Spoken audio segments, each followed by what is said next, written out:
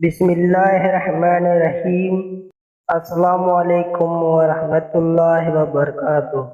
ناظرین، امید کرتا ہوں آپ سب خیریت سے ہوں گے اور میں آپ سب کو اپنے یوٹیوب چینل اسلامی ٹاپکس پر خوش آمدید کہتا ہوں۔ آج میں اس ویڈیو میں آپ کو حضور اکرم صلی اللہ علیہ وسلم کی کچھ احادیث مبارک کا مفہوم بتانے جا رہا ہوں۔ رسول اللہ صلی اللہ علیہ وسلم نے فرمایا، جو شخص ہمیشہ توبہ و استغفار کرتا رہے گا، اللہ تعالیٰ اس کے لیے ہر تنگی سے نکلنے کا راستہ بنا دے گا اور ہر فکر و غم سے اس کو چھٹکارا عنایت فرمائے گا، اور اس کو ایسی جگہ سے روزی دے گا جہاں سے اس کو روزی ملنے کا گمان بھی نہ تھا۔ فرمان مصطفیٰ صلی اللہ علیہ وسلم، عورت ہے، یعنی پردے میں رہنے کی چیز ہے۔ جب وہ باہر نکلتی ہے تو شیطان اس کو گھورتا ہے۔ فرمان مصطفیٰ صلی اللہ علیہ وسلم، انسان کا بہترین ترکہ تین چیزیں ہیں: نیک بچہ جو اس کے لیے دعا کرے، صدقہ جاریہ جس کا ثواب اس تک پہنچے، وہ علم جس پر اس کے بعد عمل کیا جائے۔ حضرت جابر بن عبداللہ رضی اللہ عنہ سے روایت ہے کہ رسول اللہ صلی اللہ علیہ وسلم نے فرمایا، بھوکے مسلمان کو کھانا کھلانا مغفرت کو واجب کرنے والے اعمال میں سے ہے۔ فرمان مصطفیٰ صلی اللہ علیہ وسلم، بخار کو برا نہ کہو، اس لیے کہ یہ تو گناہوں سے اس طرح پاک کر دیتا ہے جیسے آگ لوہے کے میل کو دور کرتی ہے۔ فرمان مصطفیٰ صلی اللہ علیہ وسلم، اذان دینے والا کہ طالب ثواب ہے، اس شہید کی مثل ہے کہ خون میں آلودہ ہے اور جب مرے گا قبر میں اس کے بدن میں کیڑے نہیں پڑیں گے۔ فرمان رسول اللہ صلی اللہ علیہ وسلم، جب اللہ تعالیٰ مخلوق کو پیدا کر چکا تو اپنی کتاب لوح محفوظ میں جو اس کے پاس عرش پر موجود ہے، اس میں لکھا، میری رحمت میرے غصے پر غالب ہے۔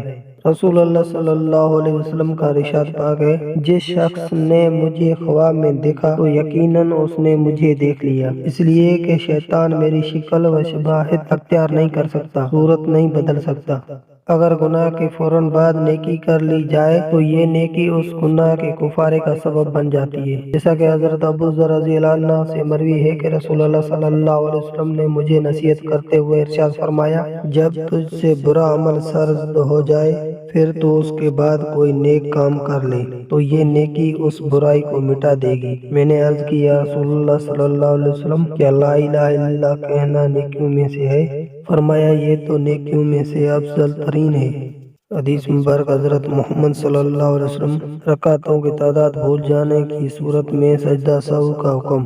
حضرت ابو ہریرہ راوی ہیں کہ رسول کریم صلی اللہ علیہ وسلم نے فرمایا، جب تم میں سے کوئی شخص نماز پڑھنے کھڑا ہوتا ہے تو اس کے پاس شیطان آتا ہے اور اسے شک و شبہ میں مبتلا کر دیتا ہے، یہاں تک کہ اس نمازی کو یہ بھی یاد نہیں رہتا کہ اس نے کتنی رکعتیں پڑھی ہیں۔ لہذا تم میں سے کسی کو یہ صورت پیش آئے تو اسے چاہیے کہ وہ آخری قعدے میں بیٹھ کر 2 سجدے کرے۔ بندہ جب تک نماز میں ہوتا ہے اس کے سر پر نیکی کی بارش ہوتی رہتی ہے۔ حضور اقدس صلی اللہ علیہ وسلم کی حدیث شریف، لا الہ الا اللہ وحدہ لا شریک لہ احد صمد لم یلد ولم یولد ولم یکن لہ کفوا احد۔ ان مبارک و بابرکت کلمات کو 10 مرتبہ بخلوص دل سے پڑھنے والے کو بشارت ہو کہ 20 لاکھ نیکیاں اس کے اعمال نامے میں درج کی جاتی ہیں۔ اللہ جل شانہ کا کس قدر عظیم انعام اور احسان ہے کہ مومنین پر رحمتوں کی بارش مقرر فرماتے ہیں۔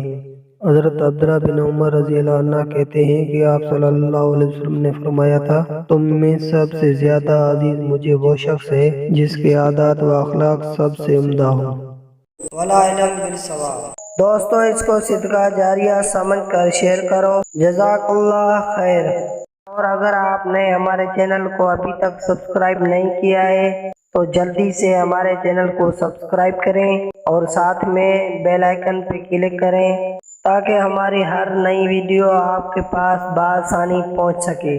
پھر ملیں گے نیکسٹ ویڈیو میں۔ اللہ حافظ۔